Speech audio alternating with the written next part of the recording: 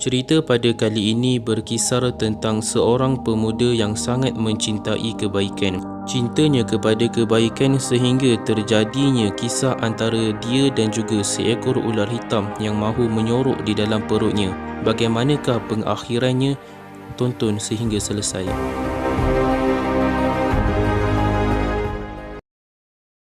Audio Jungle. Muhammad bin Himyar adalah seorang pemuda yang warak. Dia rajin berpuasa dan beribadah di malam hari. Dia juga sentiasa berzikir kepada Allah Subhanahu wa taala.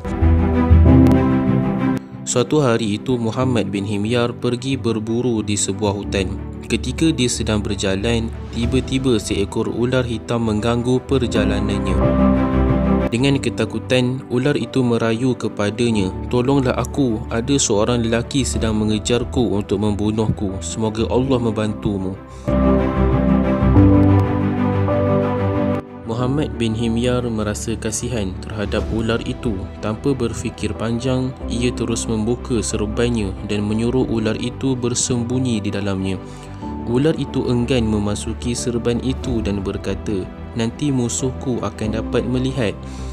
Maka Muhammad bin Himyar membuka pula tali pinggangnya dan menyuruh ular itu memasuki jubahnya. Ular itu sekali lagi menolak dengan mengatakan dia akan dapat dilihat oleh musuhnya.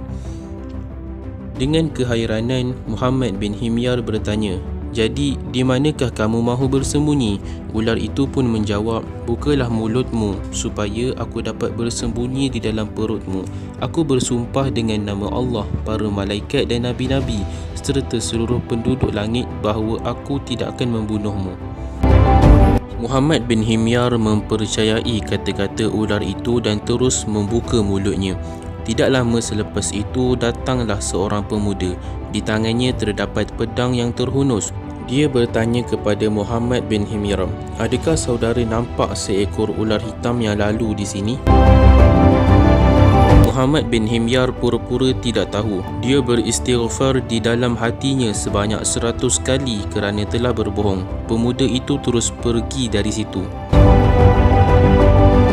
Setelah pemuda itu pergi, ular itu mengeluarkan kepalanya dari mulut Muhammad bin Himyar. Dia berkata, "Lihatlah betul-betul, adakah musuhku masih kelihatan?"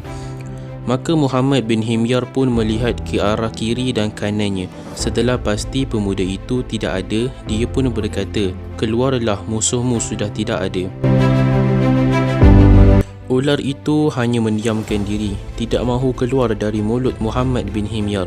Muhammad menyuruh ular itu berkali-kali supaya keluar dari mulutnya, namun ular itu tetap enggan keluar.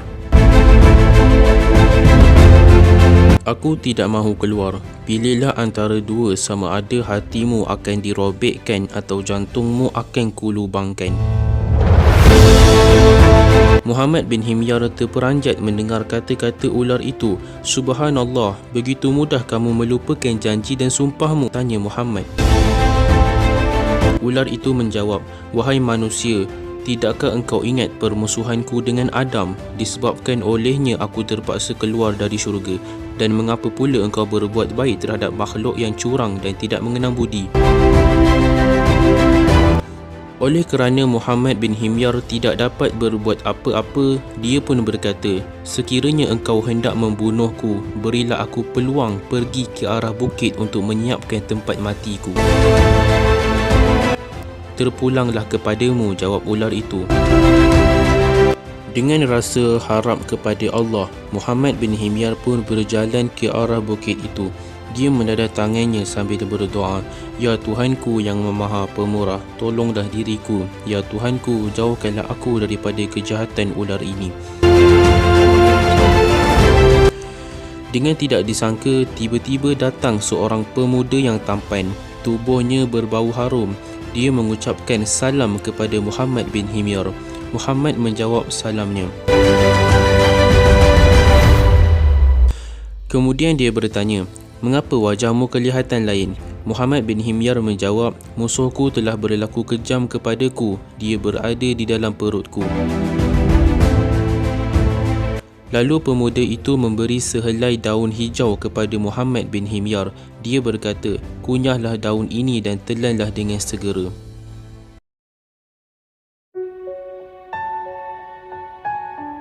Maka Muhammad bin Himyar pun mengambil daun itu dan melakukan sebagaimana yang disuruh. Sebaik sahaja daun itu ditelan, tiba-tiba perutnya terasa sakit memulas. Dia terasa ingin membuang air besar. Tanpa membuang masa lagi, Muhammad bin Himyar segera mencari tempat untuk melepaskan hajatnya. Ular itu turut terkeluar dalam keadaan tubuhnya terpotong-potong. Setelah selesai, Muhammad bin Himyar berjumpa kembali pemuda yang telah menolongnya tadi. Dia pun bertanya, siapakah saudara yang sebenarnya? Pemuda itu ketawa sambil menjelaskan, "Wahai Muhammad bin Himyar, ketika terjadi peristiwa antara kamu dengan ular itu, bergemuruhlah suara malaikat di langit. Mereka meminta kepada Allah agar menyelamatkan kamu. Allah telah berfirman dengan kemuliaan dan kebesarannya, mengarahkan aku ke syurga memetik daun itu dan memberikannya kepadamu." Sambungnya lagi, "Namaku adalah Al-Makruf, tinggal di langit yang keempat. Wahai Muhammad, teruskanlah sikapmu suka berbuat kebaikan." Kemudian pemuda itu pun berlalu dari situ. Terima kasih kerana menonton. Tidak guna jika anda hanya menonton tetapi anda tidak mengamalkan apa yang anda tonton, terutama dalam video ini. Ingat, kebaikan itu haruslah dilakukan oleh semua orang yang beriman. Jika anda orang yang beriman, lakukanlah kebaikan walaupun pada seekor semut sekalipun. Sekian daripada kami, Rehat Minda TV. Wassalamualaikum warahmatullahi wabarakatuh.